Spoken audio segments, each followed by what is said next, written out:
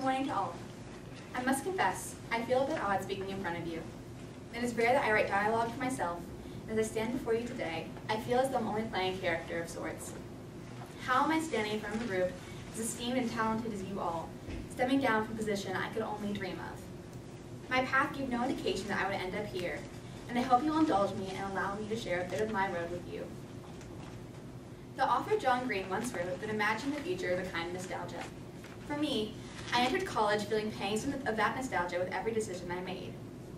As an English major with an emphasis in creative writing, I spent my 4 years attempting to write for every club, organization, and department that would take me. I wrote one-act plays, admissions films, short stories, and anything else that could fit into my days. By the time I graduated, I had somehow become a double major in film, as if I had too many job prospects as a creative writing student. I worked as an assistant at Night programming due to a lucky chance of roommate connection. As a child who grew up watching Full House reruns and George Lopez, this seemed like an incredible first job. I'll admit that it was far less exciting than I had hoped. My days were consistently writing dull blurbs and helping to fetch coffee. However, as luck would have it, I went to numerous company functions as my boss was unable to remember the name of anyone for more than 5 minutes. I may have heard, "I don't believe you've been introduced, this is Madeline, she just joined us," at least 50 times in one afternoon.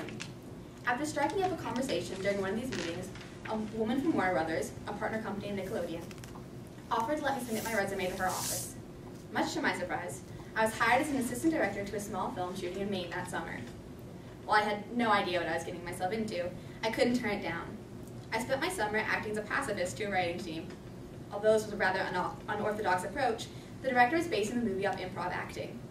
There was a general story arc for each day, but oftentimes it would change courses to feel more organic, meaning the two poor writers have to alter the direction of the entire piece. Because the director heard I was a writer, my fate as the mediator was set. But it was through those two writers that I was asked to work on a small television show, a retelling of Romeo and Juliet using rival farmers markets. The show wasn't by any stretch of the imagination impressive, but they were desperate for new ideas, and as I was the youngest person on their writing staff, I was able to offer suggestions. From there I did a multitude of projects, various TV shows, a few film adaptations, and even a play adaptation. Just like it has at the beginning of my adult career, my writing was never quite focused. I wanted to try everything I could, and I allowed my path to simply wander where opportunity would lead it. Through this wandering, I built a resume of work experience that was invaluable, and, even more to my delight, I had managed to make a career out of the continuing study of storytelling. By this point, I've been working for 15 years, married to my incredible husband, and was considering starting a family. While I was pregnant later that year, I began writing a novel. While some may consider it the pinnacle of my career, for me it was an opportunity to escape the day-to-day frustrations from the limitations of pregnancy. With a new baby, my time for storytelling was devoted entirely to bedtimes, and eventually I was able to publish my children's book. But before long, my bubble of family time was popped. The book did surprisingly well, and even though I had written unpublished novels before, I had once again stumbled into a world I was unaccustomed to. I was asked to write a film version and became swept into another huge project. And then soon after, I found myself wanting to write my own television show. Now with enough of a following to support my ideas, I pitched a show that is now in its 7th season, and I could not be prouder of what we as a cast and a crew have accomplished. We have finished writing the 8th and final season of the show, and I've watched incredible progressions. I've watched young actors become adults. I've watched interns turn to directors and producers and even writers themselves. I've watched their little infant show turn to the highest rating on television this year. To me, there are far more impressive stories than any I could have ever written. And that is why I feel awed sharing the story of my career with you. While I am honored and humbled to have been asked to share my experience as a writer, my resume is not what's made me a storyteller. It was the days and nights between those events. The 2 a.m. cheap ramen noodle dinners with people you love most in the world. The copies of drafts that flood your apartment to such an extent that you live with your boyfriend for a few weeks. The shoes that you break and lose trying to find your way through a city that you don't understand. The rare Sunday mornings when you never get out of bed. The Thursday night when your bed is the office. Your search for the pizza that was as good as what craft services made after a 10-hour day of shooting in the rain. The never-ending stream of characters that burst into your life unannounced. All these small moments are what define my career and inspire me to tell stories. I thank you wholeheartedly for sharing your stories with me. I feel blessed to be included in both your lives and your families. I recognize that for many of you, this is a form of retirement, leaving one show and moving on to another.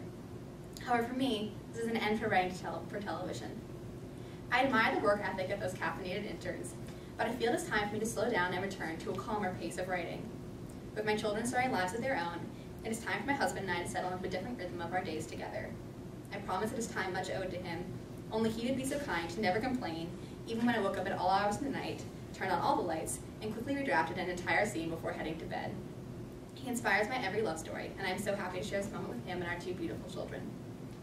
And while I may be continuing to write stories, this will be the last time we all share a story in this room. For this occasion, I'd like to share a quote from Kate DiCamillo that has stayed with me since my childhood. "The world is dark, and light is precious. Come closer, dear reader, you must trust me. I'm telling you a story." I am forever thankful for you for trusting me with your stories and allowing me to share mine.